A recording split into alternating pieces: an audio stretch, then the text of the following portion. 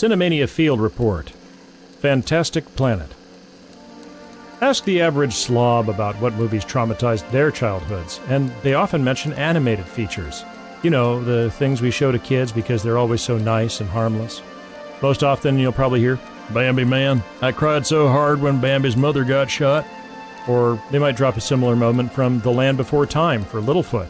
Remember when Optimus Prime died so hard he turned monochrome? Or maybe if their parents are sort of hippie, somebody might mention the reveal of the destroyed forest in Fern Gully. Yeah, sure, okay, pal. For me, this is like hearing a Gen Z kid tearfully talking about how scarring it was when their parents took away their Xbox for a week. Inwardly, I'm all, Jesus H. Christ, kid, quit your one... I empathize with you. That must have been very hard. Almost sounds as rough as having the Soviets send tanks into your country. My therapist has told me I shouldn't mock the trauma of others. What can I say? I'm more Gen X than I am Millennial. Withering mockery is simply how Gen Xers communicate. Like a kid who got the shit slapped out of them on a regular basis, it's hard comparing trauma with folks who got more gentle treatment. The trauma caused by the aforementioned animated movies doesn't even register for me compared to what I think of as real trauma-inducing animated movies. You know, the ones that were in circulation when I was growing up in the 80s. Oh, fellow Xennials, you know the ones. Watership Down, The Plague Dogs, Where the Wind Blows. Jesus, Where the Wind Blows. Yes, but those are British, you cry. The British have a society built on traumatizing children. Just look at Ethan. No argument there. But even knowing this full well, we here in America chose to import these movies, and we chose to put them in the goddamn children's section of video rental stores across the nation. Oh, wow, how come everybody at the sleepover is crying? You and your half-assed attempt to distract us is why we're crying. And the US sure as hell wasn't blameless in this department either. Want an example of traumatizing animation directly from the House of Mouse? Look no further than 1985's The Black Cauldron. You might also note that 3 out of 4 of these movies we just mentioned featured John Hurt, which should tell you something, but this isn't about him. If you want more about John Hurt, go listen to our profile on him. But look on the bright side. Take a hint from Louis Armstrong. The trees are green, the sky is blue, what a wonderful world. Sure, it's a wonderful planet, but is it fantastique? As fucked up as these pictures are, none of them hold a candle to Palme d'Or winning French-Czech animated feature from 1973, La Planète Sauvage.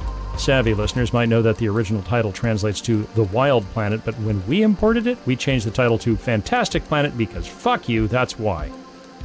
Fantastic Planet was the product of Rèné Laloux and Roland Topor, who adapted the 1957 French sci-fi novel Hommes en série. The story is easily summarized. Humans, or hommes as they're known in the film, and that pun only makes sense if you speak French, inhabit an adoptive world, Igam. Compared to Igam's natives, giant blue alien overlords known as drags, hommes are tiny. By now you might be thinking, oh, just like the giant blue kitty people in Avatar. Slow your roll. Hommes are the size of mice to these motherfuckers. And that's how they're treated. Like mice. That is to say, as pets or pests, but either way, ultimately disposable vermin, scarcely worth a second thought. What fragments of Ohm history we get from the drags leads us to understand that humanity nuked itself into oblivion. How Ohms got to Igam isn't really explained, but at this point, Ohms live in the margins, nibbling at crumbs. And just as humans did with their wild rodent pests, drags periodically conduct extermination campaigns to thin out the population. It's got genocide, and it's foreign, that makes it cultural. This is practically an educational film for schools. The story follows a young Ohm, Terre. There's another French-based pun if you get it. Whose mother is pestered to death by drag children. Terre is adopted, meaning scooped up against his will, when Tiwa, a drag child, and her father come upon him crying in fear and hunger beside the corpse of his mother. Terre lives with Tiwa into adulthood, but when he finds life as a pet demeaning and unsatisfying, Terre runs away to join a tribe of savage Ohms who live in a tree in a nearby park. Notably, he takes Tiwa's learning device with him. After he survives an extermination campaign, Terre shares the learning device with his fellows, which helps them defend themselves against animal predators and malicious drags. After they kill a drag in self-defense, the Ohms know their days are numbered, so they flee to an abandoned manufacturing plant where the knowledge of the drags helps them learn to build and fly rockets. And yes, this is basically the plot of L. Ron Hubbard's Battlefield Earth, except it's classy and thoughtful, and there's no John Travolta stinking the whole mess up. Oh, and it predates Battlefield Earth by about 25 years. Anyhow, the Ohms rocket their way to the Fantastic Planet, a moon of ego. There, Ter and his fellows learn that the Fantastic Planet is where meditating drags from around the galaxy join their consciousnesses with remotely operated host bodies to conduct their reproduction rituals. Ter and the Ohms threaten these host bodies with disintegration rays, thereby threatening the drags with extinction. The drags are forced to the table so the Ohms can demand more equitable treatment, and they live in harmony thereafter. In the end, war is simply negotiation by alternate means. The message is that when your back is against the wall, threatening mass violence gets things done.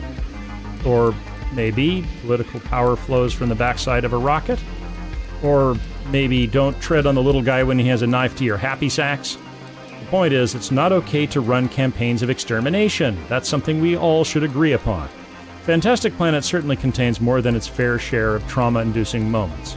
The opening scene concerns a fleeing woman with babe in arms getting poked and prodded to death by giant alien children. There's a trial by combat using trap-jawed alien larvae strapped to the torsos of the human combatants. There's a huge winged predator that feeds on ohms like an anteater feeds on termites. And don't get me started on the deomization scenes, which are absolutely scarring and are clear references to the Holocaust. But more than that, Fantastic Planet is simply bizarre. Art designer Roland Topor understood the assignment. He created a world that looks truly alien, even by today's standards. One populated by animals and plants that look like a hybrid of M.C. Escher and H.R. Giger. What's more, the Czechoslovakian animator studio Jiří Trnka employed a cut paper animation technique, which could be off-putting to viewers familiar with more traditional cell animation. Well, not everybody has the luxury of a big budget, especially if they're behind the Iron Curtain. Needs must and all that, but more on that in a moment. Oh, and as a side note, Jiří Trnka's earlier films The Dead Times and The Snails reportedly inspired Terry Gilliam to use a similar technique for his stuff in Monty Python's Flying Circus, but I digress. Add to all that Fantastic Planet's psychedelic funk jazz score from French composer Alain Goraguer, and it makes for pure nightmare fuel. Emerging as it did during the psychedelic era, Fantastic Planet's bizarreness might not seem all that surprising. The writers and animators of the 1968 Beatles vehicle Yellow Submarine were clearly fueled by LSD.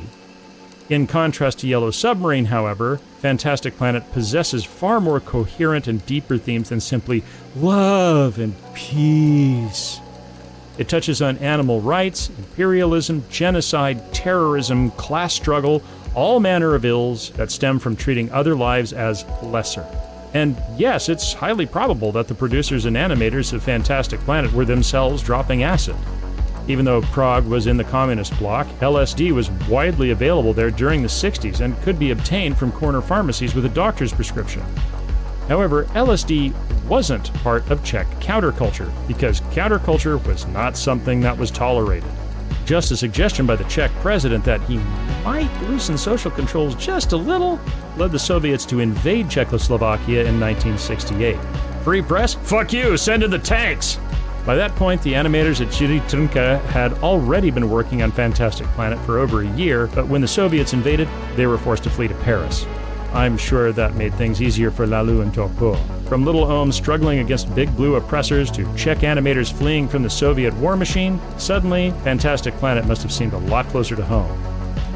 The Drags learned that their supposedly perfect society was built with more than a few fatal flaws that could be exploited by the clever little people underfoot that had been treated like vermin. And the Soviet Union came to discover, a few short years after the movie came out, that the socialist perfect utopia was built upon feet of clay. Fortunately, no one had to resort to rocketry and violence, but at that time, it was certainly on the cards, and Fantastic Planet was as much a warning of things perhaps to come as a meditation on fanciful French far-fetched fantasias.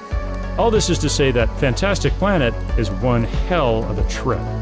If its history proves anything, it's that what you get out of a trip heavily depends on set and setting. Also, like LSD, Fantastic Planet is not for kids. I have the emotional scars to prove it. This has been another Cinemania Field Report. This episode was written by Ethan Ireland and Andy Slack, and was performed by Ethan Ireland. Music by Carl Casey at White Bat Audio. Cinemania Field Reports are a product of the Cinemania Society, which can be found wherever you find quality podcasts.